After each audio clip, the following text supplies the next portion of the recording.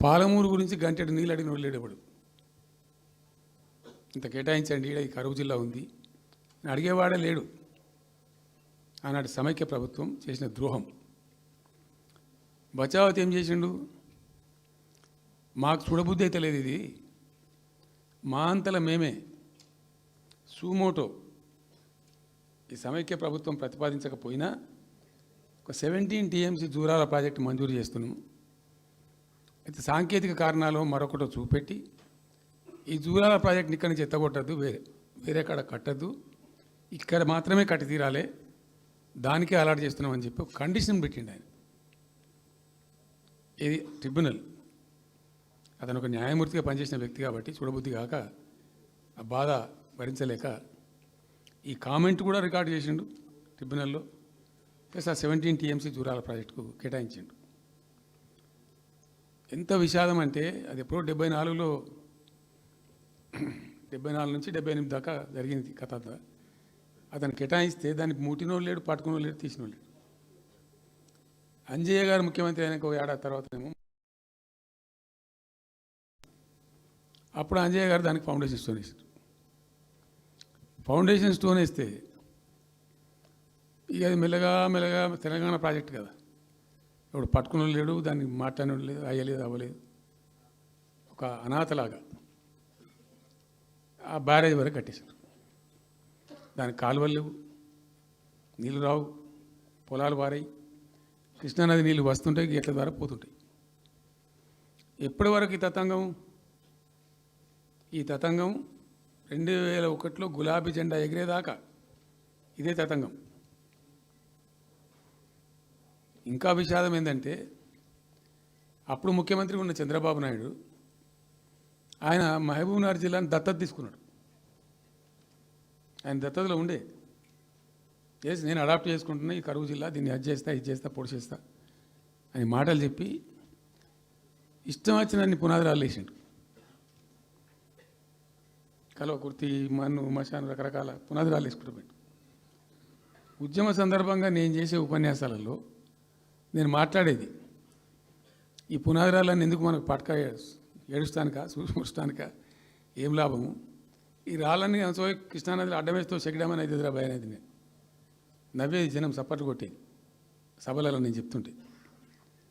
ఒక్క drop water కూడా పొలాలు పారడానికి రాలే. తత్ఫలితం ఏంది? Net result. What was the net result? Palamuru జిల్లాలో ప్రతి తాలూకా కేంద్రం అంటే ప్రతి నియోజకవర్గ కేంద్రం నుంచి వలసలు పోవడానికి ప్రజలు బొంబాయి నుంచి bus, Narayanpet Bombay bus, Wanaparthy Bombay bus, ఇంచుమించు అన్ని తాలూకాల నుంచి బొంబాయికి డైరెక్ట్గా బస్సు. ఏం చేస్తారు? ప్రజలు పుట్ట చేత పట్టుకొని వలస పోవాలి, బతకపోవడు తప్ప ఇంకో గతి లేదు. జిల్లాకు జిల్లా మొత్తానికి మొత్తం 100% కృష్ణా బేసిన్లో ఉంటుంది. భయంకరమైన కరువు. చివరికి ఆ జిల్లాలో ఉండే అనేక మంది కవులు అనేక పాటలు రాసిండ్రు. ఆ గోరెటి వెంకన్న గారు అయితే పల్లె పల్లెలో పల్లెర్లు మొలిసే పాలమూరులోన అని చెప్పి పాట రాసి పాడిండు. ఆ పాట బాగా పాపులర్ సాంగ్ కూడా, తెలంగాణ ఉద్యమం పొడుగుతో కూడా భయంకరంగా మోగినటువంటి సాంగ్. సో అట్లా జరుగుతూ ఉంది. మేము ఏడుస్తా పోయినాం, చూస్తా పోయినాం.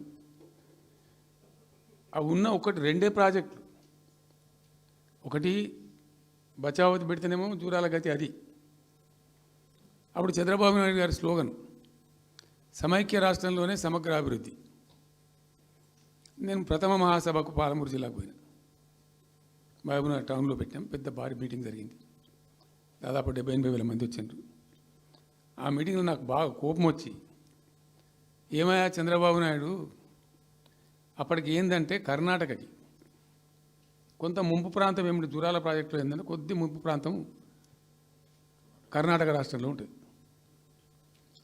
ఒక 13 కోట్ల రూపాయల వరకు కాంపెన్సేషన్ కట్టాల్సి ఉండి కట్టడు, ₹1 కట్టడు. ఏమయ్యా చంద్రబాబు నాయుడు గారు, నువ్వు దత్తత తీసుకున్నావు, కథ తీసుకున్నావు, డైలాగులు చెప్తున్నావు, ఇక్కడ చచ్చిపోతాను జనము, బొంబాయికి వలసలు పోతుండ్రు. ఇటువంటి పరిస్థితులలో కూడా కర్ణాటకకు డబ్బులు కట్టడానికి డబ్బులు లేవా? ఇదేనా సమైక్య రాష్ట్రంలో సమగ్ర అభివృద్ధి అంటే? పట్టిగా బ్యారేజ్ ఆ గోడ లెక్క కట్టిన విడిచిపెట్టేది చూసి తమాషా పడన్నా అని చాలా తీవ్రమైన విమర్శలు చేశాను. మోకాళ్ళ మీద పరిగెత్తి కట్టిండి చంద్రబాబు నాయుడు. అప్పుడు ఆ కర్ణాటకకు చెల్లించాల్సిన కంపెన్సేషన్ ఏదైతుందో మోకాళ్ళ మీద ఉరికి నా దాడి తట్టుకోలేక కంటిన్యూగా పెట్టినాం. దాని తర్వాత చంద్రబాబు నాయుడు పార్టీకి సంబంధించిన ఎమ్మెల్యేనే ఆర్డీఎస్ దగ్గర బాంబులు పెట్టి పేల్చేయడం, అది మీ అందరికీ కూడా తెలుసు. బాంబులు పెట్టి పేల్చడం 2 సార్లు 3 సార్లు పేల్చారు. నేను ఫస్ట్ ఉద్యమంలో తెలంగాణ ఉద్యమం స్టార్ట్ అయిన తర్వాత నేను ఎంచుకున్న ఎజెండా, నా ఎజెండాలో మొదటి పాదయాత్ర నేను చేసినటువంటిది జోగులాంబ టు గద్వాల పాదయాత్ర చేసిన. ఈ అన్యాయం సంగతి ఏంది అని దాన్ని ప్రజలలో ఎండగట్టాలని చెప్పి, గవర్నమెంట్ కూడా ఒత్తిడి తేవాలని చెప్పి, ఎందుకు తెలంగాణ ఉద్యమం చేస్తున్నాం అనేది లోకానికి తెలియాలని చెప్పి నేను జోగులాంబ టు గద్వాల పాదయాత్ర చేసిన. దాన్ని మొత్తం అసలు కంప్లీట్ 80,000 ఎకరాలకు బారాల్సినటువంటి ఆ ఆర్డీఎస్ కెనాలు 15,000 ఎకరాలు, 10,000 ఎకరాలు, 20,000 ఎకరాలకు వచ్చింది, తగ్గిపోయింది. అడిగే నాతుడు లేడు. నేను అంతకు ముందే పాదయాత్ర కన్నా ముందే స్వయంగా మేమందరం జిల్లా మహబూబ్నగర్ జిల్లా నాయకులు నేను కలిసి ఆర్డీఎస్ హెడ్ వర్క్స్ ఎక్కడ ఉంటాయంటే కర్ణాటకలో ఉంటాయి, రాయచూరు దగ్గర. అక్కడ దాకా పోయి మొత్తం ఆశాంతం ఆ కాలువ పొడవుతో తిరిగి అర్థం చేసుకొని ఆ తర్వాతనే నేను గద్వాల టు మన ఆలంపూర్ టు గద్వాల పాదయాత్ర పెట్టినాం. తిరిగి దాన్ని ఎక్స్పోజ్ చేసినాం. అప్పుడు అక్కడ గొడవ చేస్తే మళ్ళీ అప్పుడు జూరాల లింక్ కెనాల్ని మొదలుపెట్టింది చంద్రబాబు నాయుడు. జూరాల టు ఆర్డీఎస్కు లింక్ కెనాల్ అని మళ్ళీ డ్రామా కట్టి ప్రతిసారి ఏమార్చడము, తెలంగాణ ప్రజలను ఒక రకమైన దగా చేయటం తప్ప రాలే, ఒక డ్రాప్ వాటర్ రాలే, ఎప్పుడు రాలే. సరే కొట్లాడుతూ పోయినాం, ప్రజలు బాగా కలిసి వచ్చిండ్రు, సందర్భం కలిసి వచ్చింది, తెలంగాణ అదృష్టం బాగుంది, తెలంగాణ రాష్ట్రం ఏర్పడింది. ఇదంతా కూడా మీకు అన్నముందు జరిగిన చరిత్ర, ప్రతి ఒక్కరికి తెలిసిన చరిత్ర. ఇది ఏం కొత్త స్టోరీ కాదు, కల్పిత కథ కాదు, పుట్టించి చెప్పేది కాదు. పాలమూరు జిల్లా యొక్క దరిద్రం, ఆ దరిద్రంలోకి పాలమూరు నెట్టివేయబడ్డ పరిస్థితి. నేను అందుకే ఊకే మొత్తుకునేది కదా, తెలంగాణ వెనుకబడ్డ ప్రాంతం కాదు, వెనుక పడేయబడ్డ ప్రాంతం, వెనుకకు నెట్టివేయబడ్డ ప్రాంతం అని చాలాసార్లు చెప్పేది. నేను వందల ఉపన్యాసాల్లో చెప్పినాం. అది ప్రూవ్ టు బి కరెక్ట్. దాని తర్వాత ఎక్కడి దాకా పోయిన పరిణామాలంటే పాలమూరు జిల్లాలో ఎండాకాలం వచ్చిందంటే గంజి కేంద్రాలు పెట్టేది.